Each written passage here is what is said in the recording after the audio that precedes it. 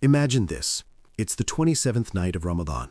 Amina has been awake since Isha. She prayed Taraweeh. She read Quran until her eyes burned. She made dua until she ran out of words. She cried, genuinely cried, for the first time in years. And then Fajr came. She prayed, she went home, she slept.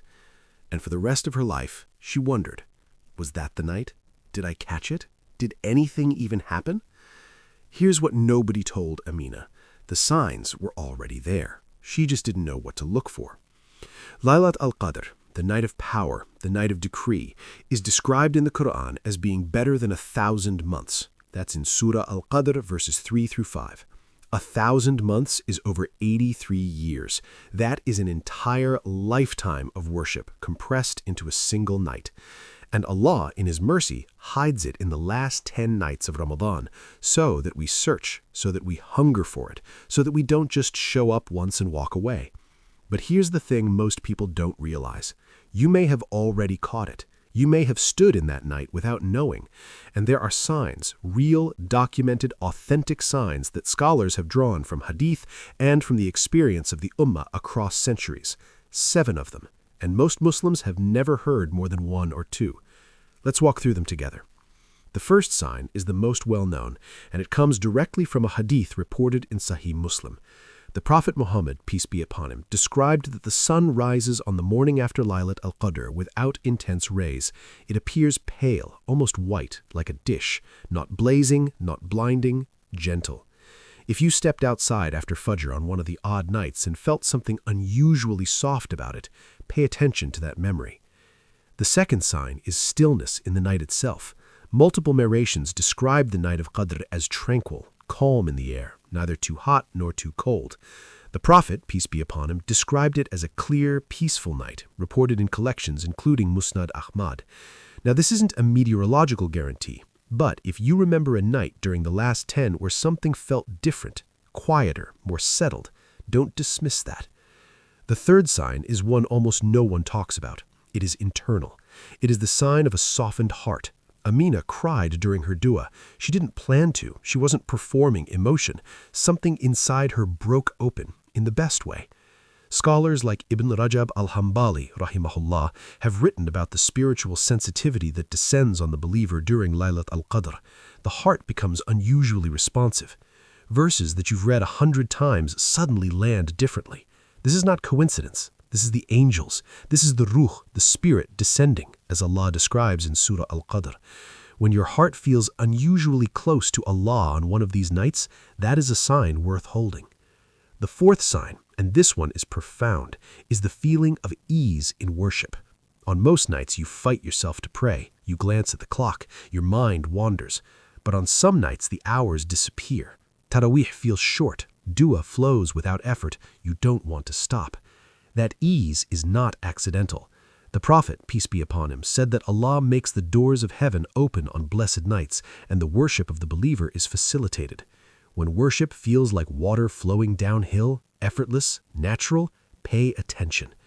Now, stop for a moment, because what I'm about to say might completely change how you've been thinking about this night. Most Muslims wait to feel something dramatic. A light, a vision, a voice. They expect Laylat al-Qadr to announce itself, but the Prophet, peace be upon him, taught us something different. He said, as reported in Sahih Bukhari, that Allah conceals this night, partly so that we strive across all the odd nights, and partly because its greatest gifts are often invisible to the eye. They land in the heart. They change a life slowly, from the inside. The transformation you notice 6 months later, the prayer you started keeping, the sin you quietly left behind, the relationship you repaired, that may be the fruit of a single night you didn't even realize was special. The fifth sign is dreams. There are authentic narrations where companions of the Prophet, peace be upon him, saw dreams confirming that a particular night was Laylatul Qadr. Ibn Umar, radiyallahu anhu, reported such an experience recorded in Sahih Bukhari. Now, dreams are not revelation. Scholars are clear on this, but righteous, clear dreams on or after these nights have been noted across Islamic tradition as a potential indicator. If you woke up after one of the odd nights with a dream that moved you, one that felt unlike a regular dream, hold that gently. It may have been a mercy. It may have been a sign. The sixth sign is answered dua. The Quran tells us in Surah Al-Baqarah, verse 186, that Allah is close and He responds to the one who calls upon Him. On Laylat al-Qadr, this closeness intensifies. Many believers across centuries, across countries, have reported that dua made on this night came back to them, not always immediately, sometimes months later. A door that had been shut for years quietly opens.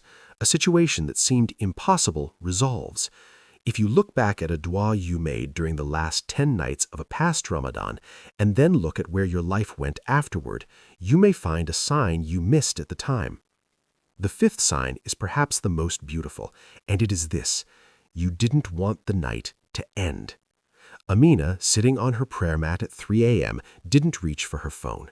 She didn't feel tired. She felt, strangely, like she was exactly where she was supposed to be.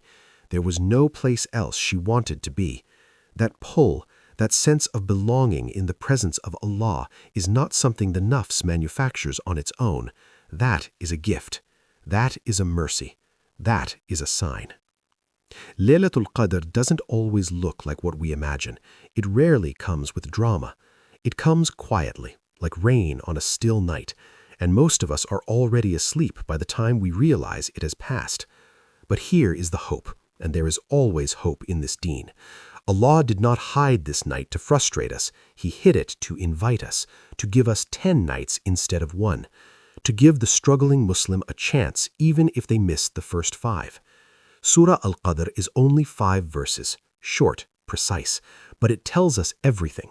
The angels descend, the Ruh descends. It is peace, salam, until the break of dawn. Peace. That is the word Allah uses, not miracle, not spectacle, peace. So here is what I want you to do. Think back on the last 10 nights you've experienced in Ramadan, this year or years past. Was there a night where the sun rose differently, where your heart cracked open, where worship felt easy, where you didn't want to stop, where a dua came back to you later in life? You may have been standing in Laylat al-Qadr without knowing it. And if that fills you with longing, good, let it, because that longing is what Allah wants. He wants you to keep searching. He wants you in those odd nights, awake, sincere, reaching. Because the believer who searches for Laylat al-Qadr with a true heart, they are already living inside its spirit. Amina now knows what to look for, and so do you. If this video helped you see something you hadn't seen before, share it with someone who is about to enter the last 10 nights.